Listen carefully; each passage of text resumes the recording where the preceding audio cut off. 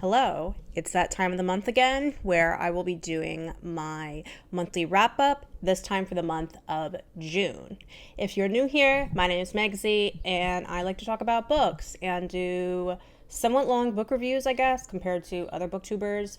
And I have 9 books to discuss this month, which sounds like a lot, but I did read some novellas, some very short pieces, and I do own some of the books that I will be discussing. One of them I actually went out and bought. So there they are. The books I read deal with like themes of, I guess, isolation, loneliness. I read some Irish authors. So if you're interested, please stick around and we will get started. So the first book I finished in the month of June was Normal People by Sally Rooney. I finally got my hands on a Sally Rooney novel. And I am not sure if Sally Rooney is for me. I'm sorry. I think that is a very kind of a controversial opinion on BookTube. I didn't hate this book by any means, but I didn't really love it. And I don't think I understand the hype with this author. Where do I begin? So I think I'm not really like a fan of her writing style or necessarily what she even writes about. She has this very simplistic writing style, which I don't mind in and of itself. But I feel like for that to work for me personally, there needs to be something deeper and intense that is simmering underneath the surface. And I find that in this particular story, there's just not enough there. This is a story essentially of 2 people named Connell and Marianne who are, their relationship is the Facebook status. It's complicated. They're friends to lovers to friends. What are we? They see other people. They get jealous. When they're together, they're never officially together. That's the story, essentially. And it follows these 2 characters. They're both Irish from, like, the early 2010s, during their high school days, up through, like, their post-college life. There is an element in this story of a class division. Marianne comes from a wealthy family. Connell's mother is actually her family's cleaning lady. But when they're in high school, Marianne is deeply unpopular and Connell is popular. And then they go to college. They end up going to the same college together, and their social status kind of switches. And then we just follow their lives together. They drift in and out of each other's life. And I don't know. I think for me, I just don't find the story compelling enough. Like, maybe I am too old for this story. Maybe I would have liked this more when I was in my 20s. I'm 36. I'm just not really interested in 2 people who, like I said, their relationship status is as complicated. I don't know. It is very millennial in that way. And I think that reading it at times it was interesting, and then my interest would wax and wane. I'd find it interesting, and then it would get boring. And then it would get interesting, and then it would get boring. And it reminded me, particularly because they are at a prep school in the beginning of the novel, of Curtis Sittenfeld's Prep. This sort of like very dry, mundane, detailing everyday life and human interactions with not a lot really going on in this very wealthy, preppy environment. I don't really remember that book that well, but it did remind me of that. So it's not something I hated. I did get through it, but I'm just like, I think I couldn't relate to it because I'm not someone that has had a relationship with someone where, it was complicated. Like, I'm a very direct person. And so the miscommunication or just like complete lack of communication as to like, what are we? That, honestly, I find that exasperating. It drove me nuts. So, this story just wasn't for me. And I don't feel compelled to really go out and read any of her other stuff. I'm sorry. Maybe I will. Maybe I will give her another chance because I've done that with other authors where I haven't liked one of their books. But, like, just looking at, like, what her other stories are about, I don't know. I just don't think she's for me. She's just not my cup of tea. So I rated it 3 stars because I didn't think it was bad. I didn't hate it. But meh. It's just meh. That's how I feel about Sally Rooney. So the next book I read in the month of June, well, okay, I finished this collection of short stories in June, but I read most of it in April and May, was The Man Without a Transit Pass by a Czech author called Jaroslav Hašek. I do not think I am saying his name right. I am so sorry. I found this arc in a little lending library, and it's a collection of this author's stories from the 1910s. He was a writer. He was a humorist, satirist, and journalist. And I think he was politically an anarchist. And these stories they're like short, quippy, satirical stories that deal with primarily like government bureaucracy and ineffectiveness, and how there's like these vast government systems in place that end up doing more harm than good, because when there's issues, everything has to be done in this roundabout way, and it's so ridiculous. And like, that's what these stories are essentially. Like, the title story is about a man that gets on a train and he doesn't have a transit pass, and because he didn't pay the fee, and so the government investigates this, and they end up spending more money far more money than what his actual transit pass was, just to figure out if he got on the train and paid, or if he snuck on and was lying, right? It's really essentially, it's lampooning government bureaucracy. There was one story in here that was actually kind of funny. It's called A Legitimate Business, and it is about these two carnival huckster types, and they decide to put on this like secret sideshow. The audience members go home with the impression that they have seen something and were not surprised. But when the audience sees absolutely nothing at all, then they will be completely astonished. Just look. And so they put up the sign that says, "The greatest surprise in the world, a surprise you will never forget. Admission for adult males only." So what is this great surprise? They take a person back into like this dark room, and they grab them, they blindfold them, they grab them, and they like throw them out in the street. And that's like the great surprise or something. And then like people are like, "Woo, they love this." I'm probably not doing it justice.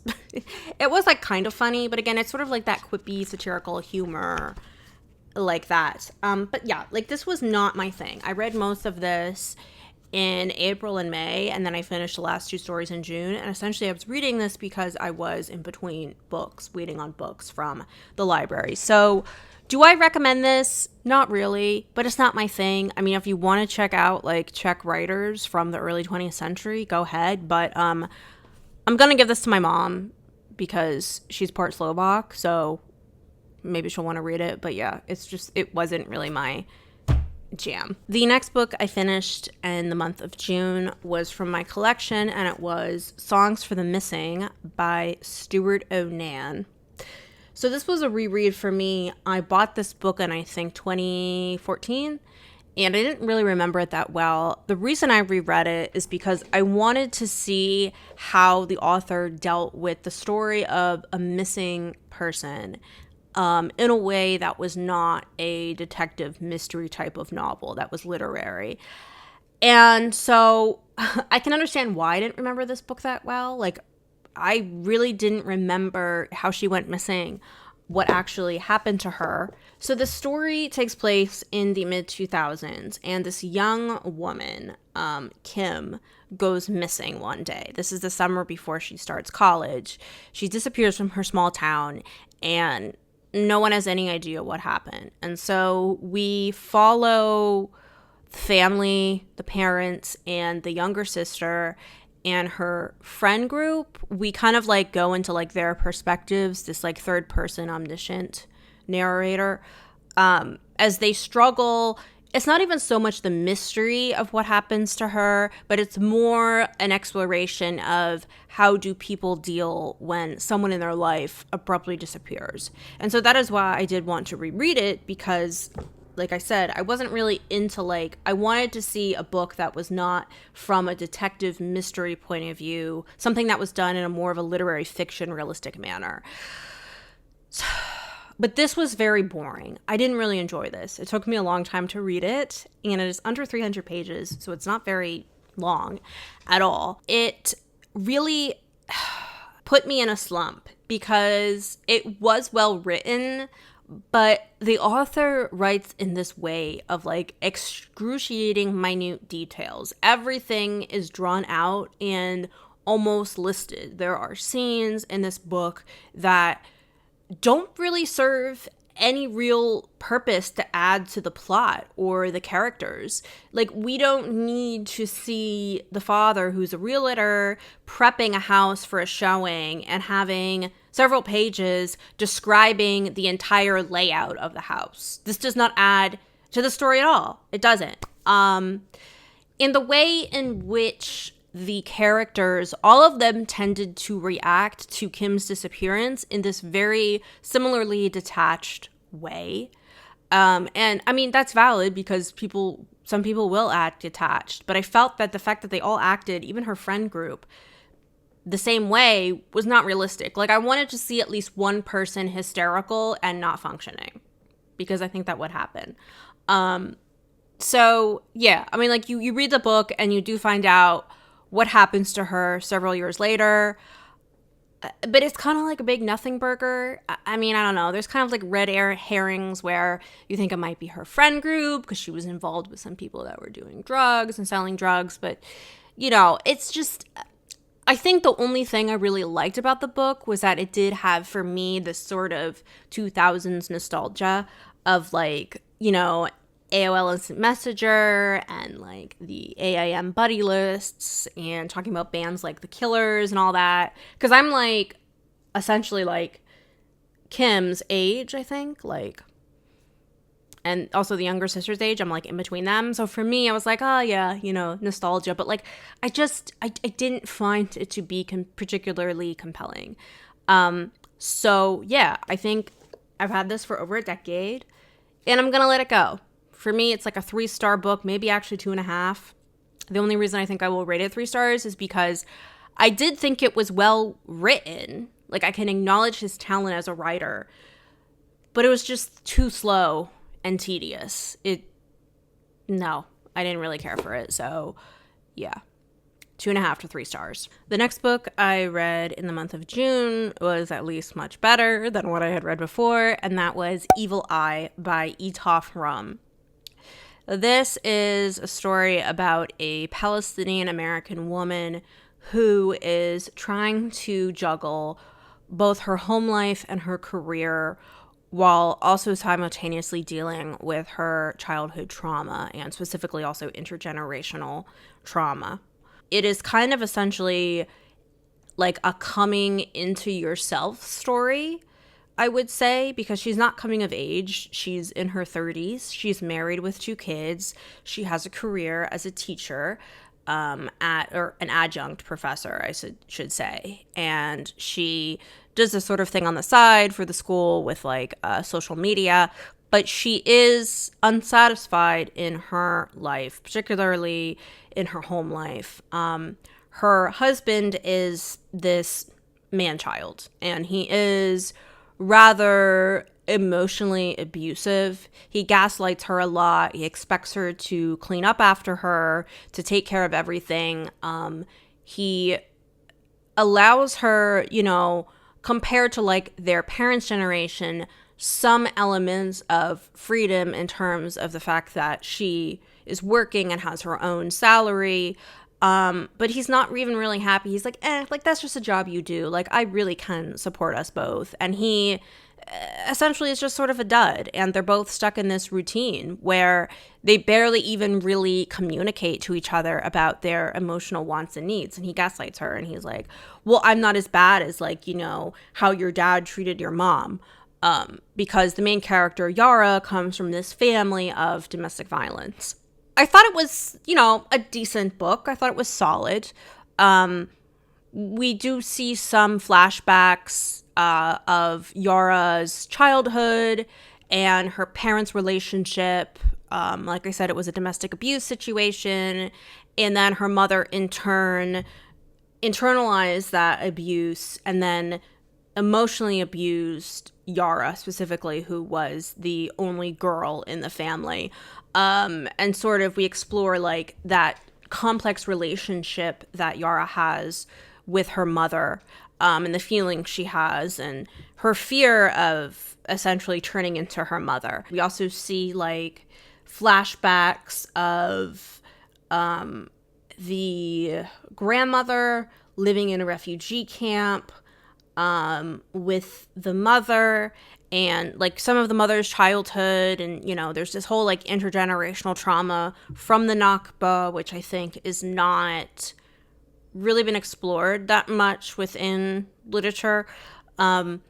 And you know, for me it was solid. I thought it was 4 stars. It did engage me, but there was like way too much therapy speak. Not just from like Yara going to therapy and, you know, hearing from the therapist herself, but like from other characters.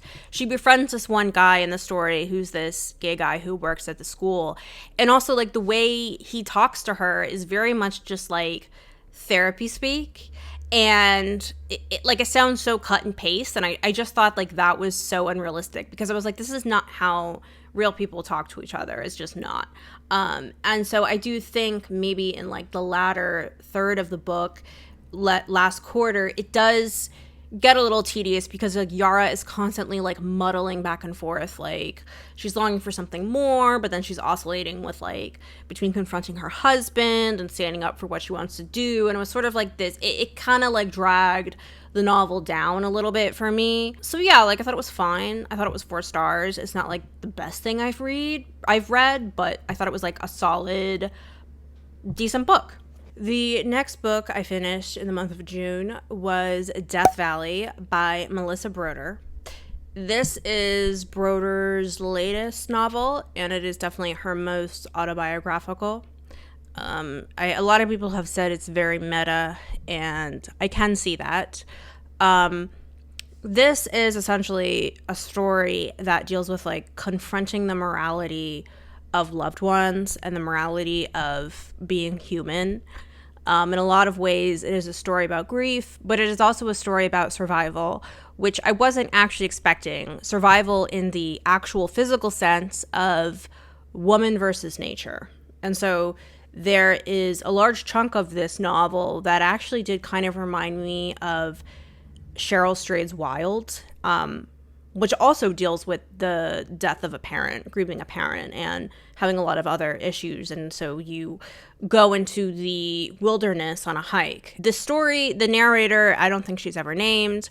Her dad is in the ICU. He was in a car accident, and he's essentially near death. And then meanwhile, the narrator's husband also has a chronic illness that they don't know what actually it is.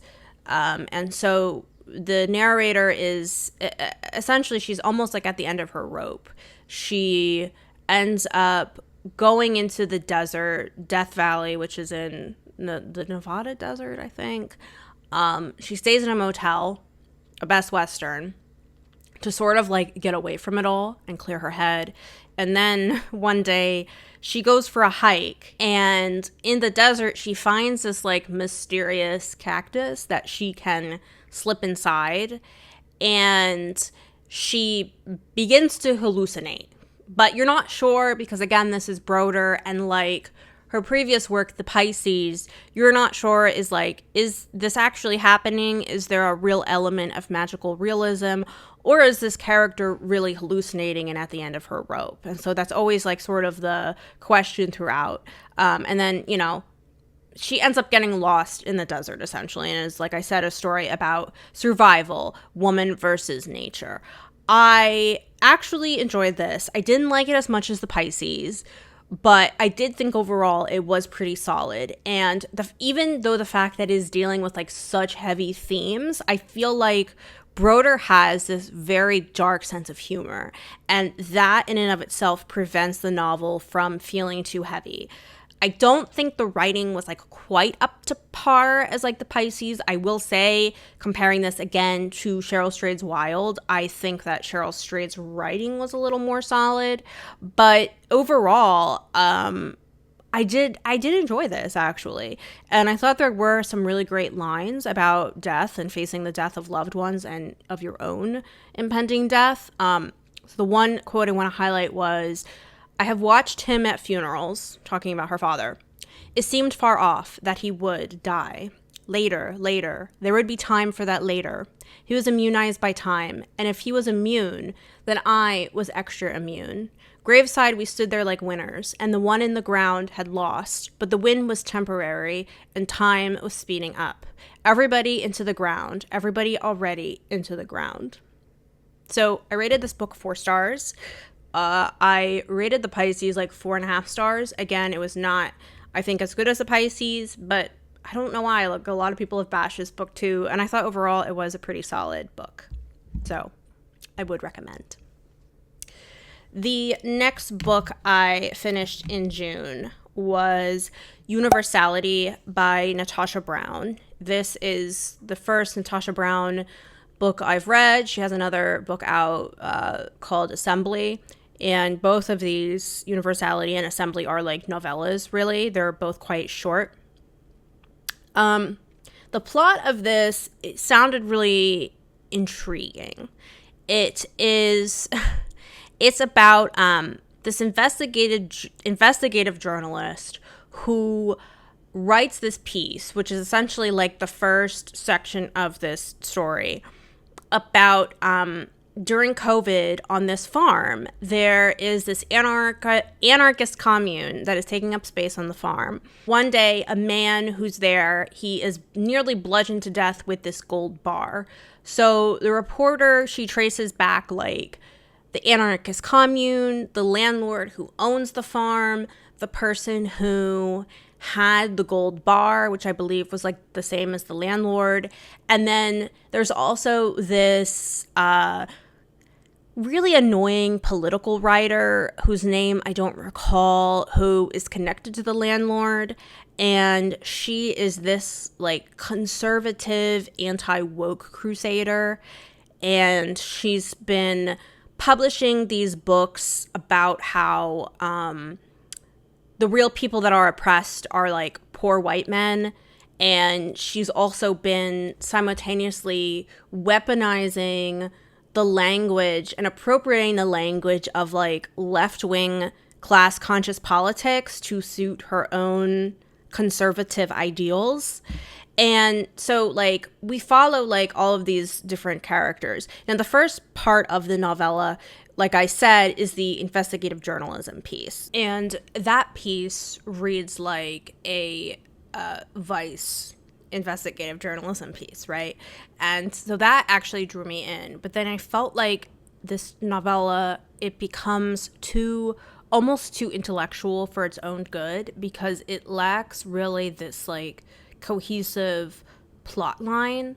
And it just sort of feels like it's satire for its own sake, right? Like I think that it's lampooning, I think, ideas of people who right-wing grifters, and even some people on the left who are class reductionists, who think that identity politics is just this like bourgeois idea, and that we really just need to focus slowly on class. And I think that these ideas should be satirized, but I don't really know. It's like, okay, it's satirizing it, but like where is it leading, right? Like I said, there's not like a cohesive, like almost like a rebuttal or plot structure. And I think I just wanted more. I don't know. I just was left kind of feeling that like it was, like I said, almost too intellectual for its own sake. And the narrative just sort of like went off the rails. So I rated this 3 stars. I was a little disappointed, I'm not going to lie. I've heard people say that Natasha Brown's first novella, Assembly, is much, much better, and I do want to actually check that out, because this, for me, I don't know. It felt like it wasn't fully fleshed out. So, yeah, 3 stars. The next book I read in the month of June was a Joyce Carol Oates novel, and that was Solstice. I really like this. I have not read a Joyce Carol Oates novel in so long, several years, honestly. And she used to be one of my favorite authors, and I have read so much of her work, like probably like 22 works at this point. And so I kind of thought that like I had read basically everything that I had wanted to read by her by this point. Like I've read all her good stuff, and I was so pleasantly surprised to find this novel. This was published in 1985, so it is the earliest Joyce Carol Oates novel I've read because I've talked about this in other videos. I personally am not a fan of like her early writing from the 60s and 70s. I don't think that she had really like a developed voice yet or style.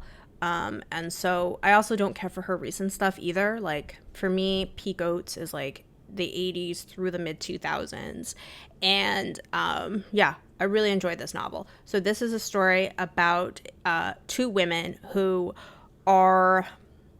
end up getting drawn into this like weird, obsessive, codependent friendship. We follow this woman named Monica Jensen, who is teaching at this boys' prep school in Bucks County, Pennsylvania. And she ends up renting out like this old farmhouse, like an abandoned farmhouse. And in the town, there is this quirky, eccentric painter named Sheila Trask who lives alone.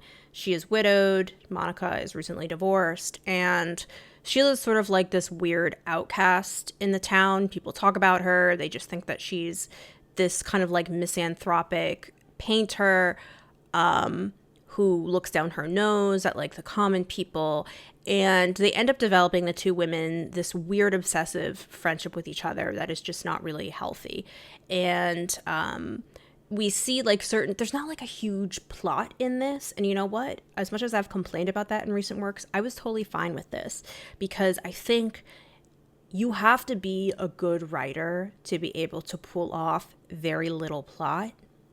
And Oates is able to pull it off. The characters and the setting feel so real, and we get this like beautiful sense of the seasons within this fictional town. I think it's called Glenkill, which is not a real town in Bucks County, but Bucks County, Pennsylvania. It's almost like you're driving on this long and winding road in backwoods Pennsylvania, and the two women are just like, Monica's like kind of wary of Sheila, but yet also fascinated.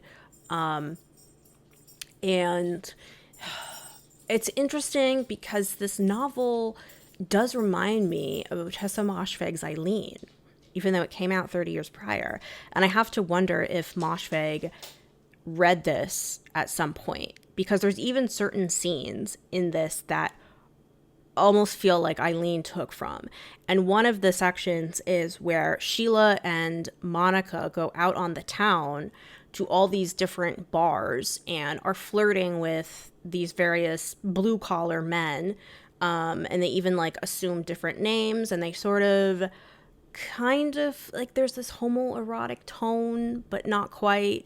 And like that's literally a scene from Eileen. And so I was like, wow, like these two stories are definitely in communication with each other. And so, you know, I think there's a lot of themes that touch on women living independently, single women as artists, women as creators. Sheila's late husband was a very established, esteemed painter. And she is somewhat in her own right, but like her work has always been overshadowed by him. And so we definitely touch on like sort of like you see the sort of dismissiveness and misogyny of the art world, or just in general how people, I think, view women artists, women geniuses, dismissing them as crazy, whereas the men are lauded. But overall, I really enjoyed this, and I'm glad I read it. I'm glad I found it. I definitely would put it actually in my top 5 of Joyce Carol Oates works, actually. So I rated it like 4.5 to 5 stars. Definitely recommend. The next book I finished in the month of June was Death in Her Hand by Ottessa Moshfegh. I went out and bought this. So this is the story. This deals a lot with loneliness and people's overactive imaginations, essentially. That is essentially what the story is. This is Moshfegh's lowest rated work, I would say. And I find it interesting because I also enjoyed this, actually. It's not like my favorite of hers, but I enjoyed it. I would say it's like my second favorite of what I have read. This is a story of an old widow living in this rural town where she's very isolated. She just has her dog, Charlie. And one day she is walking in the woods and she finds this note that says her name was Magna. Nobody will ever know who killed her. It wasn't me. Here's her dead body. And there is no body. Magna looks, or the narrator looks, and there's nothing. And so she takes this note and she begins to obsess and fill in the blanks as to who Magna was, who were these people, where she came from, what actually happened to her. And so this character is so lonely and so much craving human connection that these people almost essentially become real. And so as she kind of becomes this somewhat like detective sleuth, she goes into the town and she interacts with people, and they kind of begin to affirm what she has made up in her mind. And that boundary between reality and madness is blurred. So the story deals a lot with, like I said, themes of loneliness and isolation and almost essentially seeking human connection through your imagination, which I think is an interesting concept that I have not actually encountered before in any kind of story.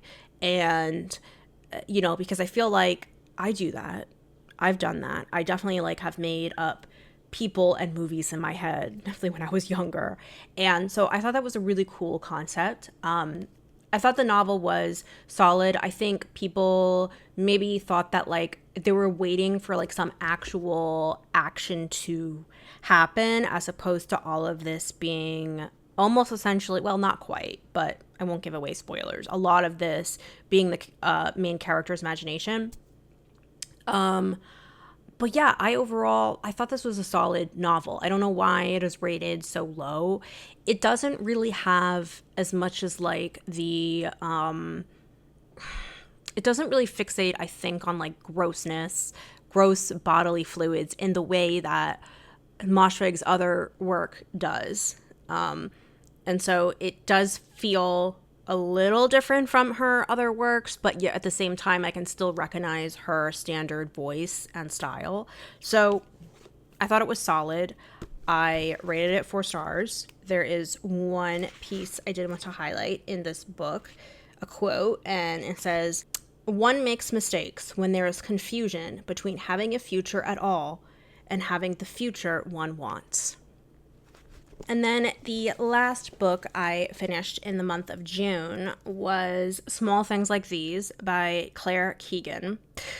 This I found in a little lending library, which was a shocker because I have heard about this book. I've seen it on booktube. I think it was shortlisted for the Booker Prize a couple years ago. So this is also a super short novella. It is 114 pages, and it takes place in the 1980s in Ireland, where we're following this working class man. He's a family man, and he encounters this what do you want to call it, this local convent. I almost said nunnery, but it's a convent where he is this guy's a deliverer of coal and logs and stuff like that. And he makes a delivery to the local convent in the town, and he encounters something really strange. He encounters this young girl that was locked outside in a shed. And he just senses, when he brings her back to the convent, he just senses something's really weird, something's really off here. This girl's acting strange. You can tell that she seems kind of traumatized. The nuns seem very suspicious. And he discovers that there is a convent in town where young women are sent, young bad women who are unwed mothers, and then there are essentially these indentured servants working at the convent. And when he inquires about this, he receives some pushback from people in the town that are like, you have to be careful because these people are very, very powerful. And so we see how the state and the church have fused together to create this power. And so the moral dilemma of this story is, what does it mean to go up against an oppressive force? What does it mean to stand true to your morals, even in the face of public ostracization and potential danger? And so he has to essentially make a decision between doing what is expected versus doing what is right. So I thought this was fine. I rated it like maybe 3.5 to 4 stars. I think it was well written, but it was a little too short for me, and I felt like too much of the novella dealt with like essentially this man and his family's like routine and the day-to-day, and then when we get to like the actual heart of the story, it abruptly ends at the point where it was getting good, it was getting interesting, and that did feel like a little bit of a cop-out. So it's almost like I did feel like the brevity of this did not quite work for me. I think it should have been a little longer, or at least like the routine, mundane aspects of the day-to-day should have been cut if she wanted to keep the length. But yeah, it, wasn't bad. She is also an Irish author, and I realized that was the second Irish author I read this month.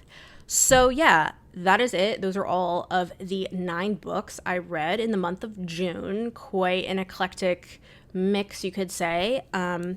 Yeah, please let me know if you have read any of these books, or if you want to, or what your June reading month was like. And yeah, please comment, subscribe, hit the like button, and I will see you in the next one.